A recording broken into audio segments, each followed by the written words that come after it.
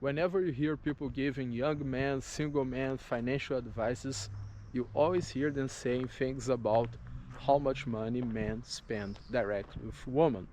You always hear some guys talking about the dangers of the divorce, that the woman's going to go away, she's gonna take the house, take the kids, take half of your money. But there is one more thing that nobody's really telling you, and it's not necessarily the money that you spend directly on that woman. It's the money that you spend in the hope that you will get woman. A lot of guys, when they see a woman growing in her career, they usually look at her and start believing that she's probably sleeping with the boss. And one thing that I noticed in the years that I had traditional jobs is that most likely it's not about sleeping with the boss, because once the boss got what he wanted, he can just go away. One thing that is more powerful than sleeping with the boss is actually making the boss want to sleep with her.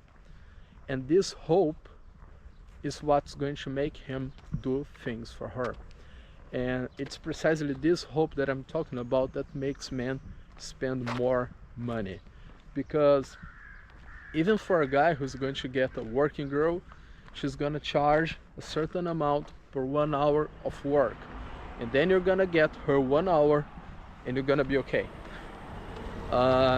If you're just going out with a girl, you are already sleeping with her, and once in a while you gotta go to a dinner, once in a while you gotta take a little trip. You also have a controlled budget for that. But the money that you spend in the hope that you will eventually get girls, it's much bigger. One thing that I can easily say that would be like the biggest one is buying cars. And of course I understand some people need cars.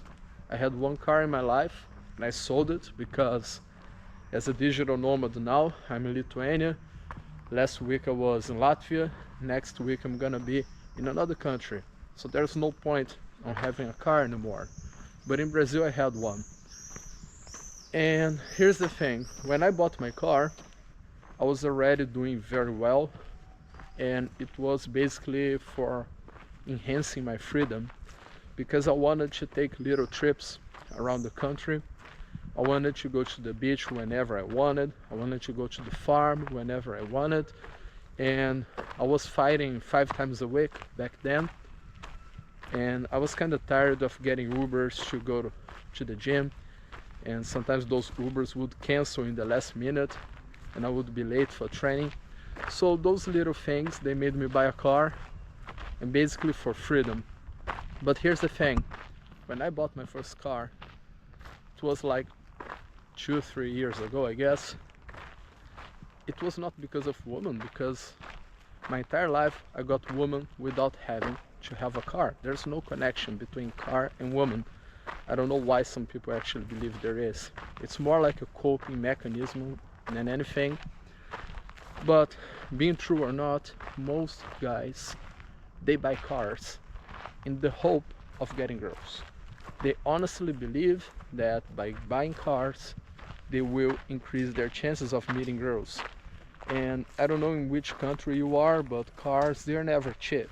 Because if you just think about a car as a means of transportation, you can get a cheap one on the budget. You can just take like 20% of the money you have in the bank, if you do, and buy a car. That's basically what I did. I took a small percentage and I paid my car at once. I didn't finance my car or anything. I didn't get a loan in the bank. So I think that when I got my car, I did it in the right moment, because as I said, it wasn't like difficult to pay. I didn't have to get money from the bank or anything. It was natural, just to increase my freedom. And it wasn't a brand new car or anything. It was just good enough for the things I needed to. But when you are trying to buy a car because you're looking for getting more dates, you're not going to get the cheapest car. And when I say the cheapest, I'm not even talking about like the cheapest one, like it's going to break in the next block. I mean cheap and reliable car. Because when you are like trying to put your hopes on getting dates on a car, you actually want to get a good looking car. And good looking cars, they might be a little bit more expensive. So when you see a young man who is like 21, 22, and he convinces himself that he needs a car to get dates, he's going to buy a car that he can't afford. And instead of taking his first $1,000 and using that smartly to get maybe a small investment on his first business, or use that money to leave his parents' home, he actually spends his money on cars. So I have a question for you. If you owned this car here, or if you owned that one, do you actually think this is gonna change the type of girl that you go out with? Do you really think it's going to be a whole different scenario? Let's try again. Two other cars here. The gray one, silver one, and the red one. So do you actually believe that if the girl sees you on this one, she's gonna say no? And if she sees you on this one, she's gonna say yes? Do you really think it's gonna change that much? I just can't see that happening. And as I said, if you compare how much you're going to invest or spend on a dinner compared to how much you're gonna pay in a car, compared to how much you're gonna pay maybe every single month in your rent because you're trying to flex that you live in a good apartment, you're going to see that you spend more money in the hope of getting girls than with girls themselves. A dinner is not so expensive. An Uber ride, because sometimes you gotta get her an Uber, it's not so expensive either. Even for guys who don't go on dates and they prefer to solve their problems requesting the oldest profession in the world, it's not that expensive either. But buying a car you can afford, renting an apartment in a great neighborhood that you can't afford right now, is much worse. And not only expensive, but also it's the kind of expense that will make you not progress in your life.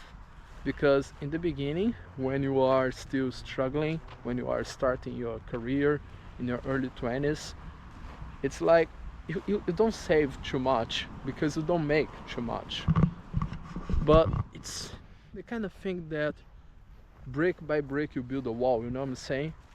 Like there were moments in my life that I was saving thousands a month, but before that I was actually having to save $100 a month, $200 a month. And that's what allowed me to go to the next stage. That's what allowed me that when I decided to buy my first and only car, to just pay it without even thinking twice, because it wasn't a burden, it was easy. But if I had tried to buy the same car 5 years before, just because I don't know, I thought I would get more girls because of that car, it would be a big problem. So it's not that cars are a problem, it's not like fancy clothes are a problem, it's not like living in good neighborhoods it's a problem. No, the problem is when you do that in the wrong moment of your life and for the wrong reasons. So there's a moment and time for everything. And well, right now, living as a digital nomad, it's the right moment for me because it fits on my budget, it fits on my lifestyle, it fits on my business model. It's all right.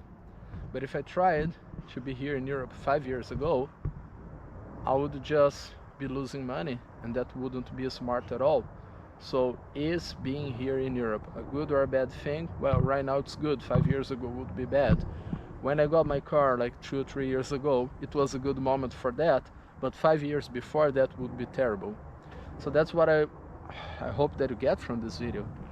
It's like, if you want to buy things because they actually make sense for your life, go ahead. But try to investigate if you're buying things because you think that you will get girls or not. Because seriously, I have a channel in Brazil. It's the kind of topic that I bring here, but to my Brazilian audience, and it's much bigger. And well, one thing that I can say is you have no idea how many things young guys do because they hope to get woman from that.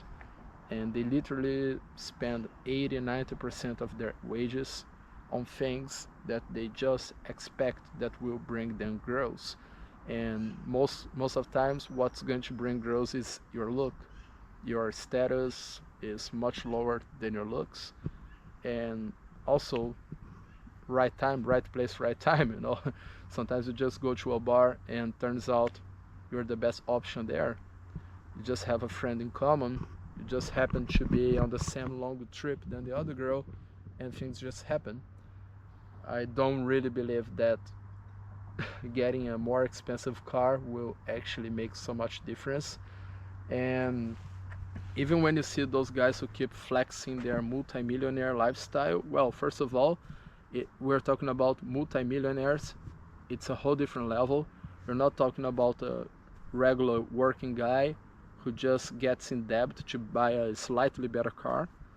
That this is not gonna impress anyone. I mean, if you are a multi-millionaire, yes, a lot of people will be impressed, but that's completely different from what the regular guy can actually buy. And also, what kind of girl are those guys actually getting? I don't think they're getting the best quality out there, because whenever you see those multimillionaires, gurus, flexing their girls, it's usually OnlyFans girls. It's not really the college girl that you're probably looking for. So what is the advantage on that? I don't really see. So just try to use your money wisely, because if you keep spending every penny you get on cars, on VIP entrances, on nightclubs, getting bottle services because you think that this is going to make girls look at you in the club, you're going to spend every little penny you have, and that's going to stop you from actually accumulating money that will help you to get to the next level.